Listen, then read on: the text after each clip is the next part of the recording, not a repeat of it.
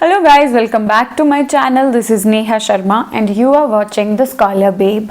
और आज की इस वीडियो में हम ये डिस्कस करने वाले हैं कि आप अपना पेपर 1 का सिलेबस विद इन 30 डेज कैसे ख़त्म कर सकते हो अलॉन्ग विद योर पेपर 2। तो देखिए, सबसे पहले हमारे पेपर 1 में जो है वो 10 यूनिट्स हैं और सारे के सारे यूनिट्स आपसे सेम टाइम डिमांड नहीं करते।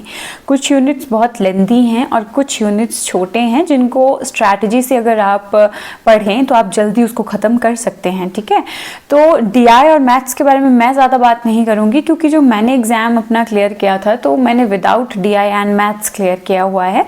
बट स्टिल मैं आपको बता देती हूँ कि अगर आप बहुत ज़्यादा स्ट्रॉन्ग हैं मैथ्स में या फिर बहुत ही ज़्यादा वीक है मैथ्स में तो आप रोज़ की एक डीआई लगा लीजिए।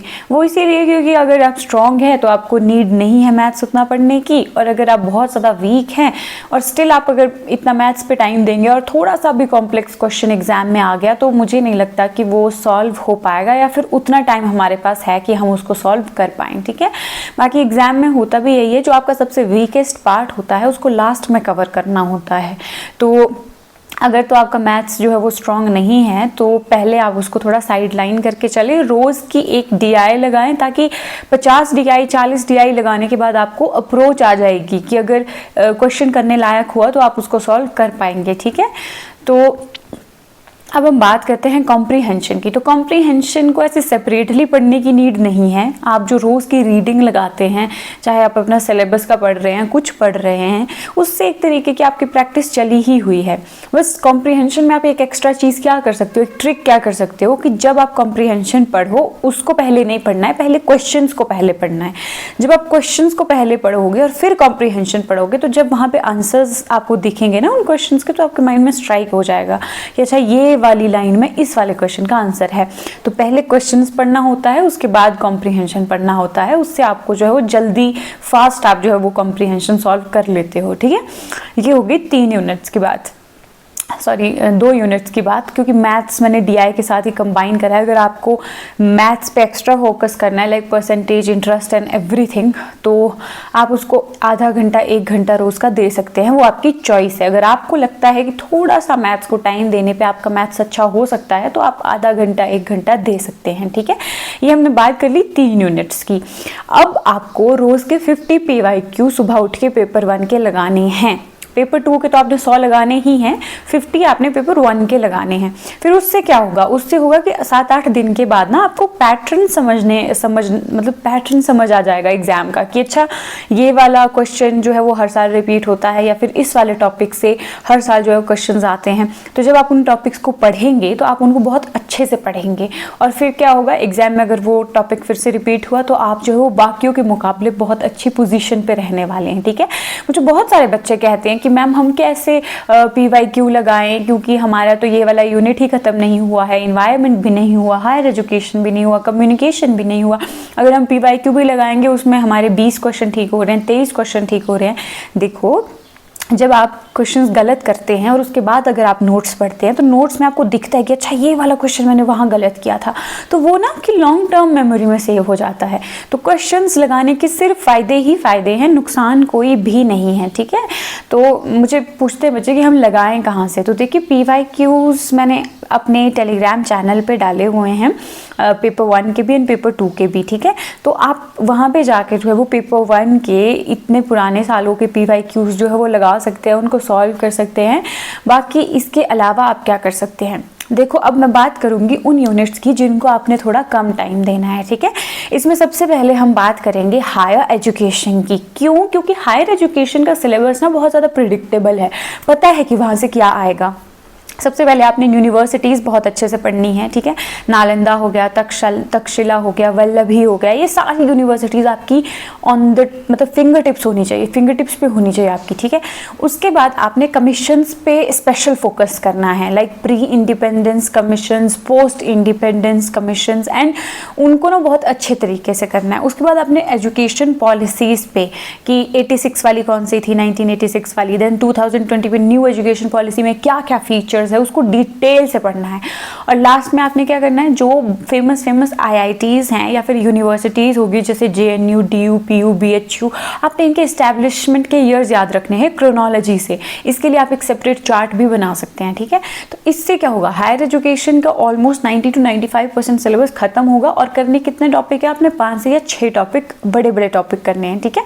तो उसको आप 5 दिन दे सकते हैं, लाइक हायर एजुकेशन को 5 दिन आप दे सकते हैं। 5 दिन में उसके ये सारे टॉपिक्स डिवाइड करें आप और उनको अच्छे से करें। इसके इतने छोटे छोटे समरी नोट्स बनाएं कि 10-12 पेजेस में आपकी हायर एजुकेशन खत्म हो जाए और लास्ट में आप उसी को रिवाइज करके जा सकते हैं, ठीक है। कैसे आप इसके नोट्स बना सकते हैं, जैसे बीच में आपने गोला लगा के तक्षशिला लिखा, एरोज करके आपने उसका सारा लिखा कि बनाई किसने है, क्या है इसमें फीचर क्या है। एक ही मतलब छोटे से माइंड मैप में आपकी ये यूनिवर्सिटी हो जाएगी, है ना। ऐसे आप करके नोट्स बना सकते हैं और आप अच्छे से जो है वो हायर एजुकेशन ख़त्म कर सकते हैं। अब हम बात करेंगे सेकेंड यूनिट की, जो है कम्युनिकेशन। कम्युनिकेशन में क्या है ना, आपको उतना टाइम देने की नीड नहीं है क्योंकि इसमें कुछ एक ही टॉपिक्स हैं जहाँ से क्वेश्चन आते हैं और कुछ क्वेश्चंस ऐसे आते हैं जो किसी को भी नहीं आते हैं। तो उसमें आपका लक मैटर करता है कि आप कितने ज़्यादा उसमें जो है वो चीज़ें रिलेट कर पाते हो या फिर तुक्के लगा पाते हो, ठीक है। तो कम्युनिकेशन में क्या है, आपने सबसे पहले ये याद रखना है कि इसकी डायरेक्शंस कौन सी है, इसके मॉडल्स कौन से हैं, लीनियर कौन सा है, ट्रांजैक्शनल कौन सा है, अरिस्टोटल वाला कौन सा है, शैनन वीवर वाला कौन सा है, ये सब चीज़ें याद रखनी है, ठीक है। उसके बाद आपने कुछ एक थ्योरीज हैं इसकी, जैसे हाइपोडर्मिक नीडल थ्योरी हो गई, ये थ्योरी हो गई, वो थ्योरी हो गई। ये तीसरा इसका टॉपिक है जो जहाँ से क्वेश्चंस आते हैं वो याद रखना है। चौथा, आपने कम्युनिकेशन के टाइप्स याद रखने हैं कि ग्रुप वाला क्या होता है, मास क्या होता है, ये सारी चीज़ें आपने याद रखनी है। इसी में आपका कम्युनिकेशन का मैक्सिमम सिलेबस खत्म हो जाएगा, ठीक है। अब हम बात करेंगे इसके बाद लॉजिकल रीजनिंग की। लॉजिकल रीजनिंग कोई करने वाली चीज़ नहीं, समझने वाली चीज़ है। अगर आपको लॉजिकल रीजनिंग समझ आ गई तो उसको आपको बार बार रटने की नीड नहीं है ना। आपको पता होना चाहिए कि वैलिड आर्ग्यूमेंट क्या होते हैं, इनवैलिड क्या होते हैं, कोजेंट क्या होते हैं, है ना, अनकोजेंट क्या होते हैं। फिर आप ये याद रख सकते हो कि सर्कल में सम कैसे बनेगा, ऑल कैसे बनेगा। फिर फैलेसीज से हर बार क्वेश्चन आता है, तो आप फैलेसीज का टॉपिक तो एटलीस्ट 1-2 पेजेस में बना सकते हो। मुझे याद है मैंने 2 पेजेस में फैलेसीज बनाई थी, मैंने जस्ट कीवर्ड लिखे थे कि बैक्यूलम के आगे मैंने इक्वल टू करके फोर्स लिख दिया था। तो आपको ऐसा पता होना चाहिए कि कौन सी चीज़ क्या है और उसकी कीवर्ड्स आप लिख के चले। ऐसे आप फैलेसीज बना सकते हैं 1-2 पेजेस में, ठीक है। और आप क्या कर सकते हैं, इंडियन लॉजिक की बात करते हैं। इंडियन लॉजिक पे मैंने मैराथन बनाए हुए हैं अपने चैनल पे 2 वीडियोज़ में, एक 30 मिनट की 2 वीडियोज़ है। 1 घंटे में आपका इंडियन मैराथन का सारा सिलेबस खत्म हो जाएगा। बुद्धिज्म और जैनिज्म आप अलग से पढ़ सकते हैं, उनकी सिर्फ बुद्धिज्म की ये याद रखनी है कि कौन कौन सी कॉन्फ्रेंसेस कहाँ पे हुई। और जैनिज्म में अनेकतावाद का एक कॉन्सेप्ट है कि एक चीज़ को देखने के मल्टीपल पर्सपेक्टिव हो सकते हैं ना, मल्टीपल रियलिटीज़ हो सकती हैं। तो ये 2 चीज़ें हैं जो कि आप एक्स्ट्रा से पढ़ सकते हैं। उसके अलावा सब कुछ मैंने उन 2 मैराथन्स में कवर करवाया हुआ है। आपने बस बैठ के नोट्स बनाने हैं उसके और अच्छे से उसको बार बार रिवाइज करना है, ठीक है। इससे आपकी लॉजिकल रीजनिंग भी खत्म हो गई। अब हम बात करेंगे उन यूनिट्स की जो कि बहुत ज़्यादा लेंदी हैं, ठीक है। सबसे पहले हम बात करेंगे टीचिंग एप्टीट्यूड की। टीचिंग एप्टीट्यूड में आपने स्वयं प्रभा, साथी, ये सारे जो भी मतलब इनिशिएटिव्स हैं ना जो एग्जाम में आते हैं, आपने इनको बहुत अच्छे से पढ़ना है क्योंकि हर साल रिपीट होते हैं। जैसे कि मूक हो गया, है ना, डिस्टेंस लर्निंग हो गया। फिर एक अगर आप क्लासरूम में है तो पढ़ने की कितनी टाइप्स की टेक्निक हो सकती हैं, टीचर डोमिनेटेड कौन कौन सी टीचिंग टेक्निक्स होती हैं, लर्नर सेंटर्ड कौन कौन से मेथड्स होते हैं, ये सारी चीज़ें आपने अच्छे से पढ़नी हैं। और थ्योरीज आपने अच्छे से पढ़नी है, मॉडल्स आपने अच्छे से पढ़ने हैं। गैगने, ब्लूम, मल्टीपल इंटेलिजेंस की थ्योरी, गार्डनर की, solo taxonomy, advance organiser model, जितना मैं रिकॉल कर पा रही हूँ अपने टाइम का, ठीक है। आपने theories, models, types, everything cover करना है। और टीचिंग एप्टीट्यूड को अगर आप चाहें तो आप 7 से 8 दिन भी दे सकते हैं। इसमें मैं आपको सजेस्ट करूंगी, आपके पास केरियस मैदान हो सकती है, अरिहंत हो सकती है, कोई भी बुक हो सकती है, ठीक है। आप क्या कर सकते हैं उसमें, आप ये कर सकते हैं कि जैसे मैंने जितना अपने टाइम पे देखा है 60 पेजेस का टीचिंग एप्टीट्यूड है, 30 पेजेस के आगे के यूनिट्स हैं। आप उनको डिवाइड कर सकते हो कि मैं जैसे फॉर एग्जांपल आप बोलो कि मैं 6 दिन टीचिंग एप्टीट्यूड को देने वाला हूँ अब, है ना, तो आप ये कर सकते हो कि 10 पेजेस रोज का टारगेट लेके चलो कि केवीएस मैदान के मैं 10 पेजेस पढ़ूंगा ही पढ़ूंगा दिन में, है ना। उसमें आप ये कर सकते हो कि फास्ट पढ़ सकते हो उसको, जस्ट अगर नोट्स नहीं भी बनाने तो आप पढ़ सकते हो और कीवर्ड्स लिख सकते हो कि अच्छा इस पेज की इतनी सी समरी है ना, वो आप ऐसे बना सकते हो। बाकी उसके अलावा जो आपके खुद के नोट्स हैं जहाँ पे आपने इंपॉर्टेंट टॉपिक्स बनाए हुए हैं, जैसे उन 10 पेजेस में जो मोस्ट इंपॉर्टेंट टॉपिक्स होंगे जो आपने खुद के नोट्स में भी बनाए हैं, आप उनको भी साथ के साथ पढ़ते चलिए, ठीक है। ऐसे आपका टीचिंग एप्टीट्यूड भी कवर हो जाएगा। अब हम बात करते हैं रिसर्च की। रिसर्च में कुछ एक टॉपिक्स होते हैं जहाँ से हर बार क्वेश्चन आता है, जैसे कि टाइप्स ऑफ रिसर्च हो गया, अप्लाइड रिसर्च क्या होती है, एक्शन रिसर्च क्या होती है, आपको ये डिफरेंस पता होना चाहिए, ठीक है। उसके बाद आप ये रिसर्च में आपके लिए इंपॉर्टेंट क्या हो जाता है कि आपकी जो सैम्पलिंग टेक्निक्स हैं, सैम्पलिंग में प्रोबेबिलिटी हो गया, नॉन प्रोबेबिलिटी हो गया, स्नोबॉल सैम्पलिंग क्या होता है, क्लस्टर वाला क्या होता है, एवरीथिंग, ठीक है। फिर आपको स्केल्स करने हैं। इन 3 टॉपिक से बहुत ज़्यादा क्वेश्चंस आते हैं आजकल। ज़्यादा क्वेश्चंस कहाँ से आने लगे हैं, जैसे क्वेश्चंस के फॉर्मूलाज रिसर्च में पूछने लगे हैं, ठीक है। Styles, referencing style, APA, MLA, Chicago, क्या उनमें अंतर होता है, ये सारी चीज़ें आपको आनी चाहिए, ठीक है। ये कुछ एक टॉपिक्स हैं जहाँ से हर साल क्वेश्चन आते हैं और आपको ये सारे टॉपिक्स अच्छे से करने पड़ेंगे। इन टॉपिक्स को तो आपने करना ही करना है। बाकी रिसर्च जो आपकी अरिहंत या केवीएस मैदान में जो भी आपने बुक खरीदी है उसमें जो दिया है आपने उसको भी पिछले टीचिंग एप्टीट्यूड की तरह डिवाइड करना है। उसको भी आपने 7 दिन देने हैं और उसको भी आपने उन 7 दिन के अंदर इंक्लूडिंग योर नोट्स आपने डिवाइड करना है और उस हिसाब से डेली गोल्स, डेली टारगेट्स बना के आपने उसको पढ़ना है, ठीक है। अब हम बात करेंगे नेक्स्ट की। नेक्स्ट में हमारा इन्वायरमेंट बचता है। इन्वायरमेंट को आपने कैसे करना है, देखिए इन्वायरमेंट से ना बहुत ज़्यादा करंट के क्वेश्चंस भी आते हैं और बहुत ज़्यादा स्टैटिक के क्वेश्चंस भी आते हैं। आपने उसमें ये याद रखना है कि प्राइमरी पॉल्यूटेंट्स क्या होते हैं, सेकेंडरी पॉल्यूटेंट्स क्या होते हैं, ठीक है। वहाँ पे कुछ एक गैसेज आ जाएंगी, आपने उनके फीचर्स याद रखने हैं कि अच्छा इससे कौन सी वाली बीमारी होती है, इससे कौन सी वाली बीमारी होती है, ठीक है। ये चीज़ें आपने याद रख ली। उसके बाद आपने पोल्यूशन के 4-5 जो भी टाइप्स है आपने वो बहुत अच्छे से करने हैं। उसमें एयर पोल्यूशन और वाटर पोल्यूशन से हर साल बहुत ज़्यादा क्वेश्चन आते हैं। ये 2 पोल्यूशन पे आपने स्पेशल फोकस रखना है, ठीक है। बाकी आपने सस्टेनेबल डेवलपमेंट गोल और मिलेनियम डेवलपमेंट गोल्स याद रखने हैं। सस्टेनेबल के लिए आप ये कर सकते हैं कि अपने फ़ोन के वॉलपेपर पे आपने सस्टेनेबल डेवलपमेंट गोल्स लगा दिए और आप बार बार उनको रिवाइज कर रहे हैं, उससे भी आपका जो बहुत ज़्यादा फ़ायदा हो जाएगा। बाकी आपने याद रखना है कौन कौन सी पॉलिसीज़, कौन कौन से जो है गवर्नमेंट की तरफ से जो है वो इनिशिएटिव्स लाए गए हैं ना, जैसे कि 1986 का एक्ट हो गया या फिर 1-2 और एक्ट्स हैं, जैसे 1-2 नहीं है सॉरी, एक्ट्स तो काफ़ी हैं बट उसमें इम्पॉर्टेंट बहुत कम है। और जैसे हर साल मीनामाटा कन्वेंशन हो गया, कन्वेंशन जो इंटरनेशनल लेवल पे हो गई वो आपने मैक्सिमम याद रखनी है। कौन सी कंट्री उसमें है, कौन सी कंट्री उसमें नहीं है, वो भी याद रखना है। इसको आप कहाँ से याद रख सकते हैं, एक बहुत छोटी सी इतनी सी ना मैगजीन आती है इन्वायरमेंट की, मैं आपको उसका नाम अपने टेलीग्राम चैनल पे बता दूंगी अगर आपको जानना है तो। एक किसी बुक स्टोर में मिल जाएगी। लाइक मैं हिमाचल प्रदेश यूनिवर्सिटी में पढ़ती हूँ तो यहाँ पे एक बुक स्टोर है, वहाँ पे वो मुझे इन्वायरमेंट की मिली थी। उसमें सारे एक्ट्स बहुत अच्छे से दिए थे, टाइगर प्रोजेक्ट हो गया, एक्ट्स हो गया, तो वहीं से मेनली एक्ट्स से क्वेश्चन आ जाते हैं। बाकी आपने क्या करना है, विजन IAS की मैगजीन में इन्वायरमेंट का जो सेक्शन है, इन्वायरमेंट का सेक्शन आपने पढ़ते रहना है। पिछले 2-3-4 महीने का आप पढ़ लीजिए उसको, सिर्फ इन्वायरमेंट का सेक्शन। उसी में से अगर क्वेश्चंस आने होंगे करंट में से तो उसी में आ जाएंगे, ठीक है। ऐसे आपके ये आई थिंक 6 यूनिट्स तो हो गए, 7 यूनिट्स जो मैंने बताया आपको। अब मुझे याद नहीं आ रहा कि मैंने कौन सा यूनिट छोड़ा है, मुझे ज़रा याद करने दीजिए। टीचिंग एप्टीट्यूड हो गया आपका, रिसर्च हो गया आपका, लॉजिकल रीजनिंग आपका हो गया, कम्युनिकेशन हो गया, हायर एजुकेशन हो गया, आपका इन्वायरमेंट हो गया।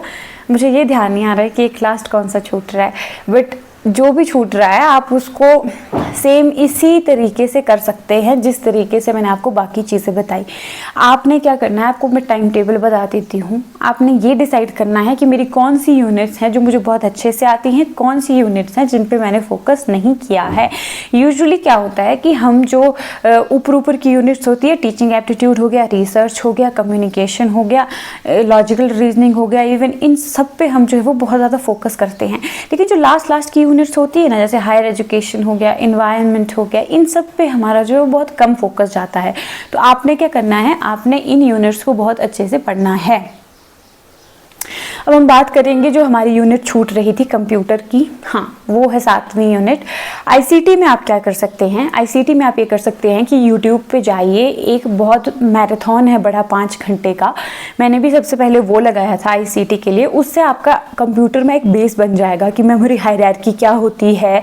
फिर आपने इंपॉर्टेंट टॉपिक्स करने हैं, जैसे कि ईमेल से काफ़ी क्वेश्चन आते हैं, जीमेल से काफ़ी क्वेश्चन आते हैं, वो आपने अच्छे से करना है कि अगर हम किसी को जो है वो जीमेल कर रहे हैं तो उसमें ब्लाइंड कॉपी क्या होता है, कार्बन कॉपी क्या होता है, ब्लाइंड कार्बन कॉपी क्या होता है, ये सारी चीज़ें आपने अच्छे से याद रखनी है। और इंटरनेट का टॉपिक आपने अच्छे से करना है कि उसमें जो सी भी टर्म्स आती हैं, है ना। इसमें भी वो जो मैंने मैगजीन आपको एनवायरनमेंट की बताई थी, वैसी ही एक मैगजीन जो है वो आईसीटी की भी आती है। तो मैं उसकी ना फ़ोटो लेके आपको टेलीग्राम चैनल पे भेज दूंगी, आप वहाँ पे देख सकते हैं और आप उनको ऑर्डर भी कर सकते हैं, मंगवा भी सकते हैं। ज़्यादा नहीं है, वो 30-40 रुपये की मैगजीन्स होंगी और उसमें काफ़ी अच्छे से आईसीटी और एनवायरनमेंट मुझे लगता है कि यूजीसी नेट पर्सपेक्टिव से करवाया हुआ है।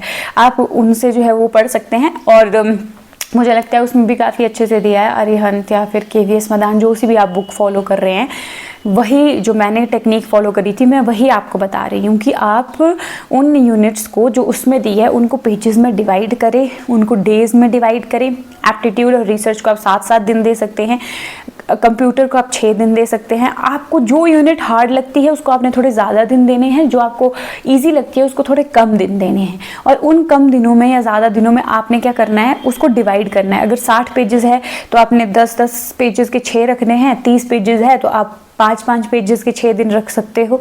उसमें फिर जो वो 5 पेजेस आएंगे वही नहीं पढ़ने सारे दिन भर में, उसके साथ 50 PYQ भी लगाने और अपने नोट्स एक्स्ट्रा से पढ़ने हैं। देखिए आप दिन में से जितना टाइम चुरा सकते हैं आपने उतना टाइम चुराना है, ठीक है।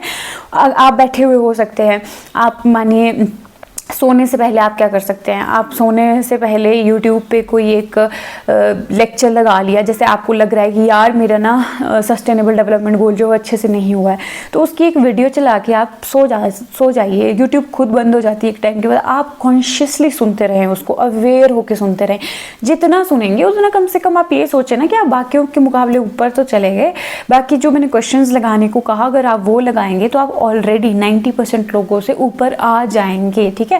और करंट टाइम पे तो ऐसा है कि आपको बहुत ज़्यादा मतलब 115+ क्वेश्चंस तो आपको एटलीस्ट स्कोर करने हैं, तब आप एक थोड़े सेफ स्कोर में रहेंगे। पॉलिटिकल साइंस में तो बहुत ही हाई मेरिट जा रही है आजकल। 120 क्वेश्चन तो आपको मिनिमम लेके चलने हैं कि मुझे उतना ही स्कोर करना है। उतना स्कोर आप तब कर पाएंगे जब आप पेपर 1 में मिनिमम 35, पेपर 2 में 85 स्कोर करते हैं, है ना। इतना आपको करना पड़ेगा। तो पेपर 1 में 35 क्वेश्चंस लाना इज़ पॉसिबल। मैंने तो विदाउट मैथ्स DI लेके आई थी। आप मैथ्स DI पे भी फोकस करिए। मैं ये नहीं कह रही हूँ कि मैं बिना मैथ्स DI के कर लिया तो आप भी बिना मैथ्स DI के कर लीजिए। मेरी तो किस्मत अच्छी थी।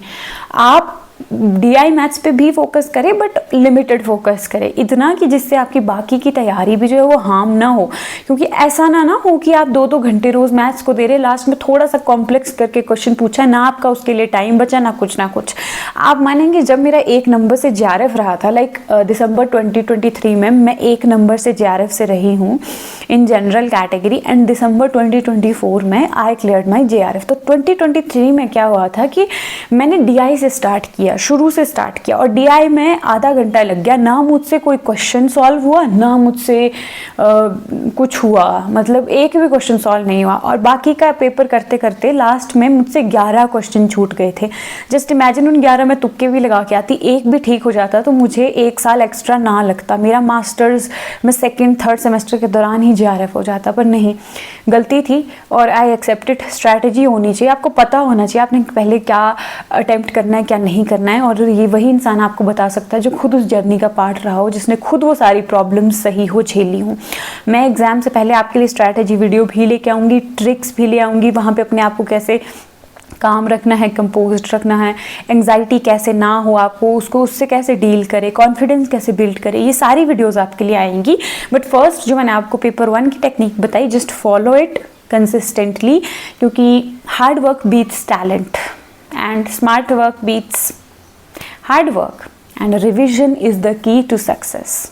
PYQs लगाइए, पढ़िए, खूब सारा पढ़िए, बोझ लेके मत पढ़िए। इसको ऐसा मानिए कि दिस पर्टिकुलर सब्जेक्ट जो आपका है इट्स योर कंपेनियन। इसको बहुत अच्छे से पढ़ें, अपना ध्यान रखें।